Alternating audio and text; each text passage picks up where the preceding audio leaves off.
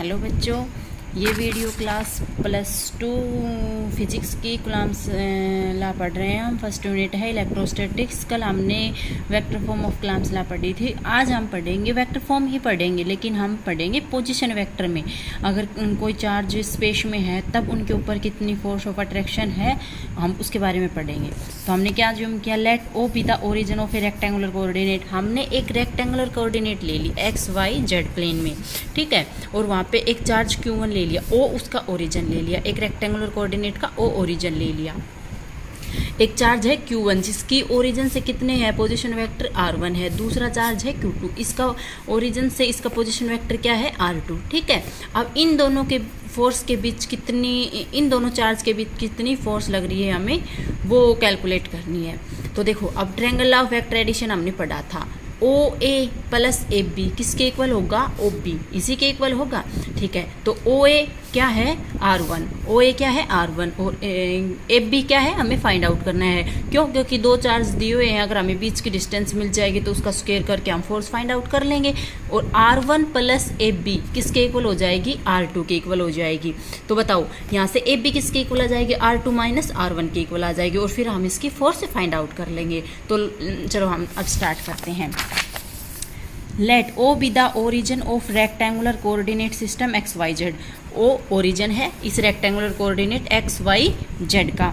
अब क्या कह रहा है इसमें, OA R1 coordinate vector of point charge Q1। जो ये R1 वेक्टर है किसका है, ये Q1 का है। OB R2 position vector of point charge Q2, और जो ये R2 है ये Q2 का है। According to triangle of vector addition से OA + AB किसके इक्वल हो गया, OB के इक्वल हो गया। AB किसके इक्वल आ गया, OA OB - OA, और AB किसके इक्वल आ गया, R2 - R1। और इस देखो AB, ये AB है ना, इसकी डायरेक्शन कहाँ है, 1 से 2 की तरफ। तो AB को हम क्या लिख सकते हैं, R12 किस तरफ डायरेक्शन है, 1 से 2 की तरफ डायरेक्शन है।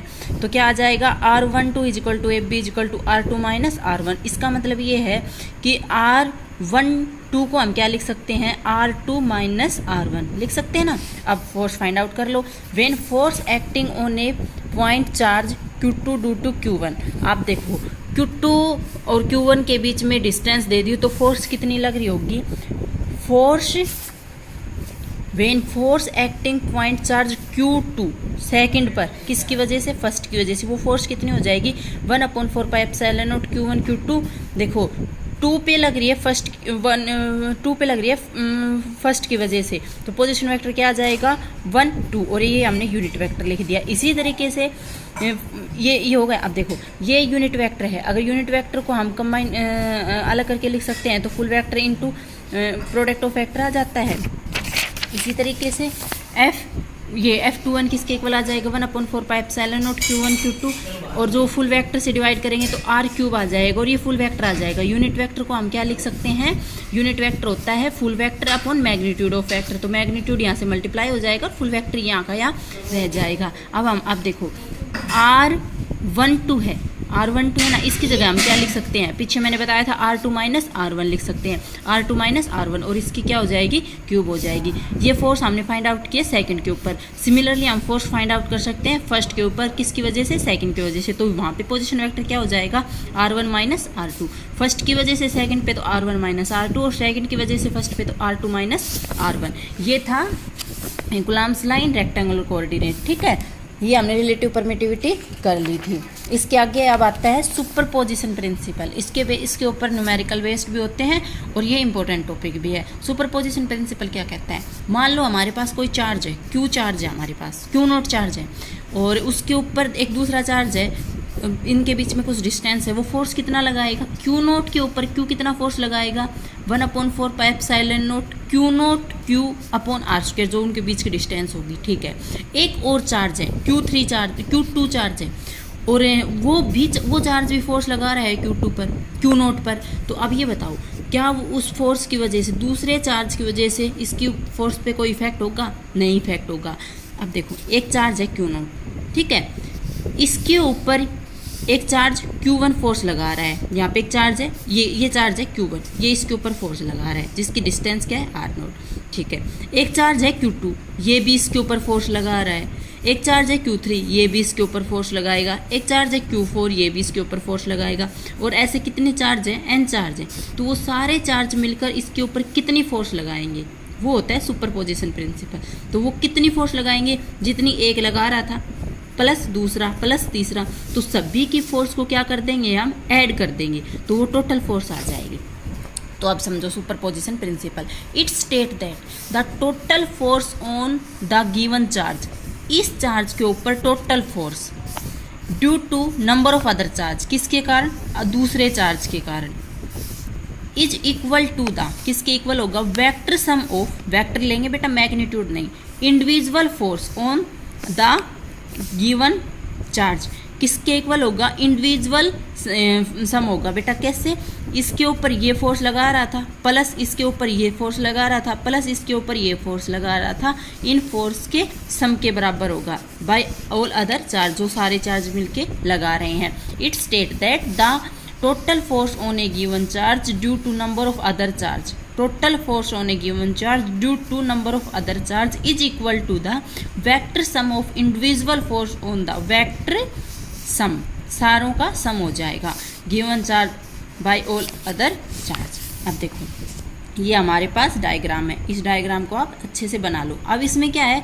कोऑर्डिनेट सिस्टम में ले रखा है। अगर आप कोऑर्डिनेट सिस्टम में ना लेके और प्लेन में बनाते फिर उसको कोऑर्डिनेट में एक्सप्लेन करना होता, तो मैंने डायरेक्टली आपको कोऑर्डिनेट सिस्टम वाला समझा दिया है। आप सुनो, let Q1 Q2 Q3 Q dot dot Q and R be the point charge, ये पॉइंट चार्ज हैं विद पोजीशन वेक्टर, इनका पोजीशन वेक्टर ओरिजिन से कितना है, R1 है, Q1 का R1 है, Q2 का R2 है, डॉट डॉट Qn का कितना है, R1 respectively, with respect to origin of the rectangular coordinate system XYZ। इस XYZ कोऑर्डिनेट सिस्टम में the total force F on the test charge, charge कैसा लिया था हमने, Q0 लिया था, of the position vector is given by, total force कितनी होगी, जितनी फोर्स फर्स्ट लगा रहा है Q0 चार्ज पे, जितनी फोर्स सेकंड लगा रहा है Q0 चार्ज पे, जितनी फोर्स थर्ड लगा रहा है Q0 चार्ज पे, डॉट डॉट जितनी फोर्स nth चार्ज लगा रहा है Q0 चार्ज के ऊपर, उन सभी का देखो नेट फोर्स, इन सभी का सम कर दिया। अब ये देखो Q0 चार्ज के ऊपर फर्स्ट चार्ज कितनी फोर्स लगा रहा है, 1/4πε0 Q0 Q1 upon R square. अब देखो पोजीशन वेक्टर है हमें जीरो, फर्स्ट पे Q0 चार्ज पे लग रही है फर्स्ट की वजह से, तो उसकी डायरेक्शन क्या होगी, 1 से और 0 की तरफ होगी ना। यहाँ पे 0 1 आ जाता है तो यहाँ 1 2 आ जाता है तो यहाँ 2 1 आएगा, वो मैंने आपको समझा भी रखा है +1 क्लास में अच्छे से, ये यूनिट वेक्टर आ जाएगा। अब इसी तरीके से सेकेंड चार्ज Q0 के ऊपर फोर्स लगाएगा, ये इसके इक्वल आ जाएगा, एंड nth चार्ज लगाएगा, इसके इक्वल आ जाएगा। अब इन सभी को क्या कर दो, टोटल कर दो।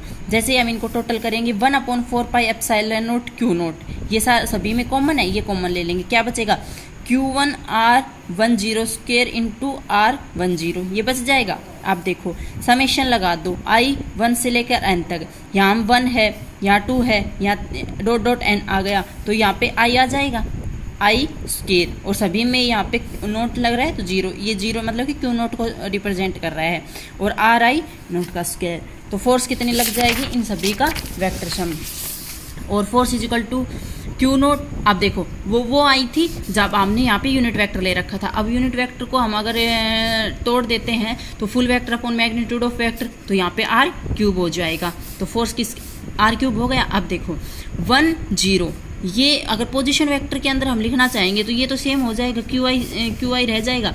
अब 1 0 को क्या लिख सकते हैं, 0 माइनस R0 माइनस RI का Q, ये मैंने आपको पिछले में समझाई दिया, आप वीडियो रिवर्स करके भी देख सकते हो, और अपनी ये वीडियो बना लो और अपने क्वेश्चन आंसर सारे ये नोट्स अच्छे से लिख लो। Some important characteristics of electric charge, electric charge की कुछ करेक्ट होती हैं, वो दोबारा रिपीट कर रखी हैं बेटा, इंपॉर्टेंट टॉपिक है इसलिए दोबारा बता रही हूँ।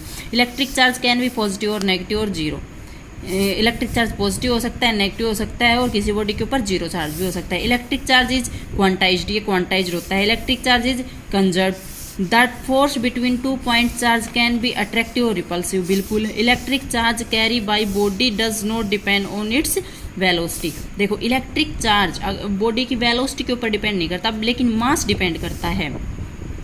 अब आगे हम कंटिन्यूस चार्ट डिस्ट्रीब्यूशन करेंगे। अगर जिस बच्चे के पास बुक है वो थोड़ा थोड़ा देखते रहो, लेकिन नोट्स अपने प्रॉपर बना लो। अगर कोई भी दिक्कत हो तो आप मेरे पास व्हाट्सएप पे कॉल करके या फिर मैसेज करके क्लियर कर सकते हो।